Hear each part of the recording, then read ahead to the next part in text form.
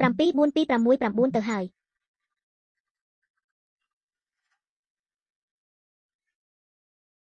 ជាឈ្មោះរបស់ខ្ញុំ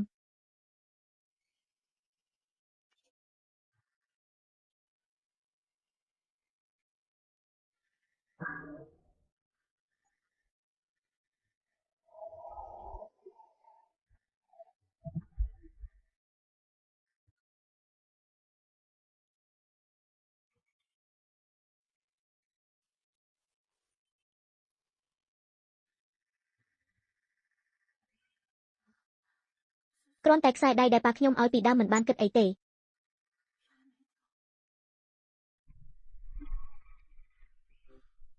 បើដឹងមុនថាខ្សែនឹងជារបស់ពូឆែខ្ញុំក៏មិននឹកគិតដល់ឥឡូវនេះដែរបើគិតថារឿងសម្ងាត់ត្រូវបានលាតត្រដាងហើយអញ្ចឹងខ្ញុំនឹងឲ្យកាដូមួយដល់អ្នកស៊ីជាអ្វី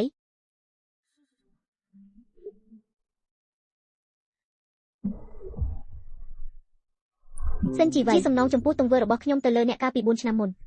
ក្រុមហ៊ុនសិនឥឡូវនេះគឺជារបស់អ្នកហើយខ្ញុំនៅតែបន្តស៊ើបអង្កេតករណីវះកាត់របស់ពូឆាយប្រសិនបើវាតាក់ទងនឹងសិនជីវៃខ្ញុំនឹងធ្វើឲ្យគេជាប់គុកដល់រលួយបាត់គុកស៊ីសានអរគុណខ្ញុំកាន់ភាពទន់ភ្លន់របស់អ្នកហើយយកសពឃើញអ្នកខ្ញុំកាន់ដៃអ្នកហើយយំជាមួយគ្នាយប់នេះជាយប់ចុងក្រោយខ្ញុំរំភើបចិត្តទោះជាខ្ញុំមិនបានរំលឹកអ្នកក៏ដោយ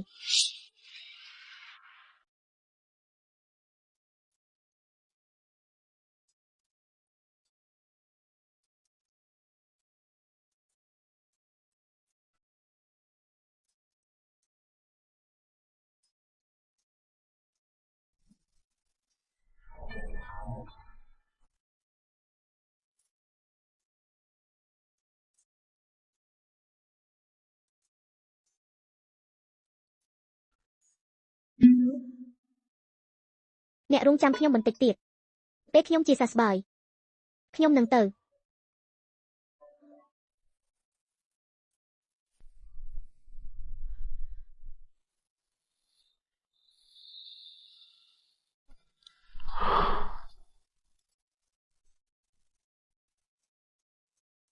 អ្នកមិនព្រមត្រូវគ្នាជាមួយខ្ញុំវិញគឺដោយសារជំងឺថប់បារម្ភមែនទេយូរប៉ុណ្ណាហើយមិនក៏ឯងដឹង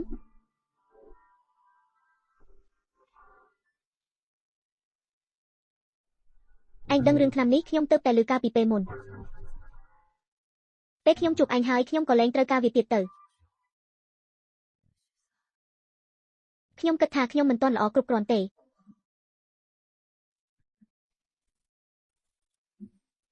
មិនក៏ឯងគិតអីចឹងបើនិយាយពីកម្រិតសិក្សាយើងរៀននៅសាកលវិទ្យាល័យតែមួយ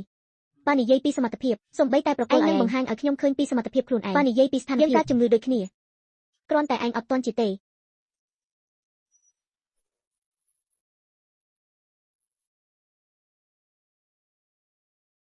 ជាវកុំឲ្យស្នេហាធ្វើឲ្យឯងមានអារម្មណ៍តូចចិត្តហើយគិតថាខ្លួនឯងអន់អីឯងខិតខំរែកចម្រើនដើម្បីក្លាយជាខ្លួនឯងដែលល្អជាងមុនឯងមិនចាំបាច់ក្លាយជាអ្នកណាម្នាក់នោះទេការរីកចម្រើនគឺដើម្បីក្លាយជាខ្លួនឯងដែលល្អជាងមុន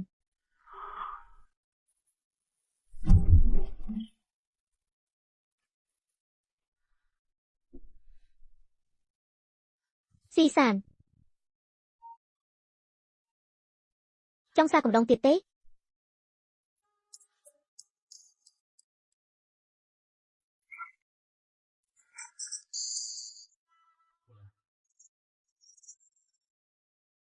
្មានឈ្មោះគ្មានឋានៈ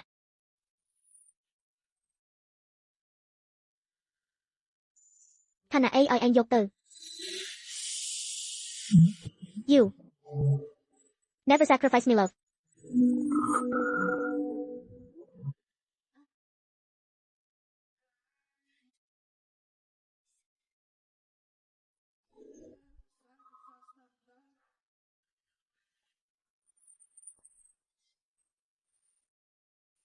ឪពុកក្មេងខ្ញុំបានរកបានស្រួលហើយ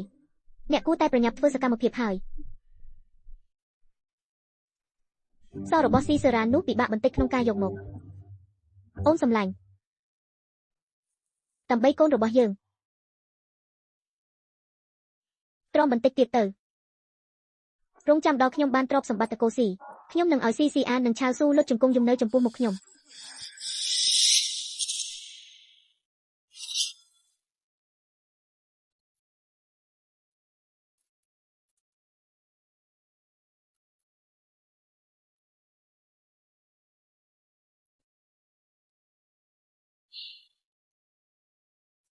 ពេលធ្វើជាជំនួយការខ្ញុំមិនឃើញឯងញញែងអីចឹងថ្ងៃនេះជាថ្ងៃដំបូងដែលខ្ញុំចូលបំពេញការងារនៅក្រុមហ៊ុនហើយត្រូវតែរៀបចំខ្លួនឲ្យល្អដើម្បីបង្ហាញវត្តមានអាហោត្រូវការឲ្យខ្ញុំជួយទេមិនបាច់ទេខ្ញុំអាចធ្វើខ្លួនឯងបានកុំបារម្ភអីខំប្រឹងប្រែងច្រើនហើយខ្ញុំមានទំនុកចិត្តឆាវស៊ូប្រភពដើមក្រីក្ររបស់ឯងបានកំណត់ថាឯងមិនអាចឈរនៅតំណែងដូចខ្ញុំបានឡើយខ្ញុំមិនចាំបាច់ប្រៀបធៀបឈ្នះចាញ់ជាមួយឯងទេតាំងពីដំបូងឯងបានចាញ់បាត់ទៅហើយសិនជីវិនលើកនេះចំណុចចាប់ផ្ដើមរបស់យើងដូចគ្នាឯងគិតថាគ្រាន់តែគ្រប់គ្រងក្រុមហ៊ុនសិនបណ្ដោះអាសន្នអាចជន់ក្បាលខ្ញុំបានមែនទេសូម្បីតែសម្បត្តិចូលរួមក៏ឯងបានមកពីបរិះដែរឯងអួតអ្វីឯងយកមុខមកពីណាកុំគិតថាឯងមានតំណែងខ្ពស់ឥឡូវហើយខ្ញុំខ្លាចឯងជួយស៊ឿនស៊ឺមិនបានទេឯងក៏ដូចគ្នាដែរបើខ្ញុំធ្វើមិនបានក្នុងមួយខែឲ្យស៊ឿនស៊ឺរស់ឡើងវិញខ្ញុំនឹងចេញទៅបើខ្ញុំធ្វើបានឯងត្រូវចេញឥឡូវនេះគ្រប់ផ្នែកចូលប្រជុំប្តីចៅស៊ីវគេធ្វើបាបខ្ញុំឯងជួយបណ្ដេញគេចេញពីស៊ឿនស៊ឺទៅវីរឿងនេះមិនដូចការគិតទេឯងអត់ធ្មត់បន្តិចទៅ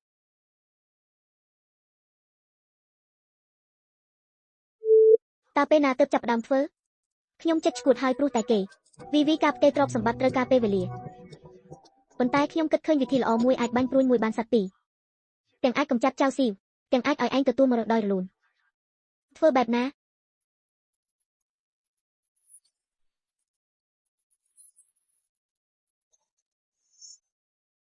យាយថាអ្នកទាំងអស់គ្នាមិនអាចផ្ដល់សម្ភារៈដែលខ្ញុំចង់បានទេ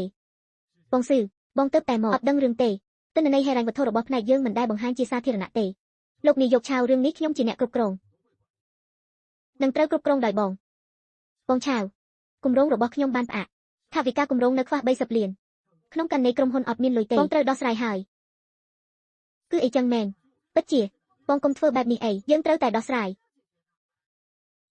តែមើលខ្ញុំធ្វើអីឥឡូវនេះខ្ញុំមិនមែនជាអ្នកគ្រប់គ្រងទេទៅរកគាត់ទៅលោកនាយកឆាវការងារនេះយើងពិតជាធ្វើមិនកើតទេពិតជាធ្វើមិនកើតទេពិតមែនធ្វើមិនកើតទេធ្វើមិនកើតទេមិនអីទេបើធ្វើមិនកើតក៏មិនបាច់ធ្វើទៅខ្ញុំចង់មានន័យថាអ្នកទាំងអស់គ្នាមិនបាច់ធ្វើការនៅក្រុមហ៊ុនទៀតទេមានន័យថាម៉េចចង់បណ្ដេញពួកខ្ញុំចេញមែនទេជូស៊ូនិងពួកគាត់សុទ្ធតែជាថ្នាក់គ្រប់គ្រងស្នូលរបស់ក្រុមហ៊ុនបើបណ្ដេញពួកគាត់ចេញឯងពិតជាលែងគិតពិចារណាហើយមែនទេក្រុមហ៊ុនមិនត្រូវការមនុស្សដែលពុករលួយទេ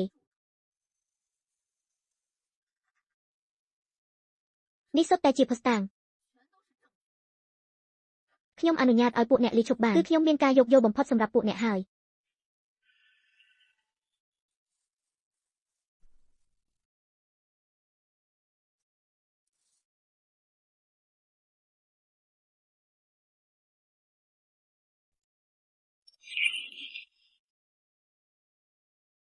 ប្រាក់ខែ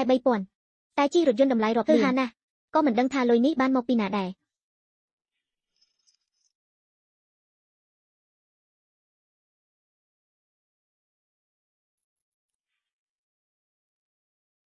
គេមិនអាចរកខ្ញុំឃើញទេខ្ញុំលាក់បានល្អណាស់ឯងគិតថាខ្ញុំល្ងងពេកហើយ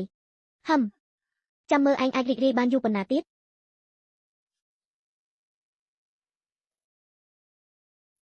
ឥឡូវនេះគ្រប់គ្នាអាចនិយាយជាមួយខ្ញុំដោយល្អបានហើយ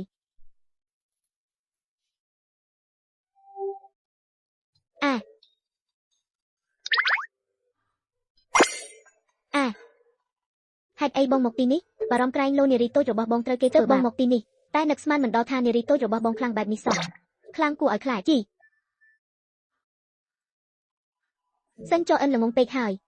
គេមិនទាន់ឈ្នះផងនឹងតែជាចង់អបអរមុនទៅហើយមនុស្សប៉ុន្មានអ្នកនោះប្រញាប់ដកលុយរត់បាត់ទើបខ្ញុំចាប់បានចំណុចខ្សោយរបស់ពួកគេក្មេងស្រីតូចរបស់ខ្ញុំខ្លាំងម្លេះណាស់បើអីចឹងការងារក្រោយប្រគល់ឲ្យឯងខ្ញុំនឹងនៅផ្ទះបោកខោអាវធ្វើម្ហូប ធ្វើជាបុរសនៅពីក្រោយឯងកុំអីល្អជាងឯងធ្វើម្ហូបអត់ឆ្ងាញ់សោះ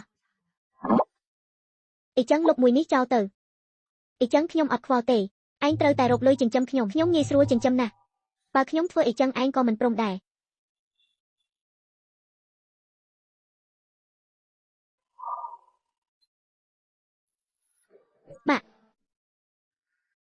ម៉ាក់និយាយអីម៉ាក់នាំគូណាត់ជួបមកដល់មុខផ្ទះខ្ញុំហាហាអាហាខ្ញុំស្អប់ជីវិតដែលគ្មានឈ្មោះគ្មានឋានៈ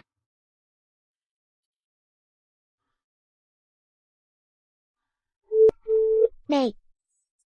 ពេលជួបបណ្ដាយក្មេកលើកដំបូងតើគួរត្រៀមអ្វីខ្លះទៅ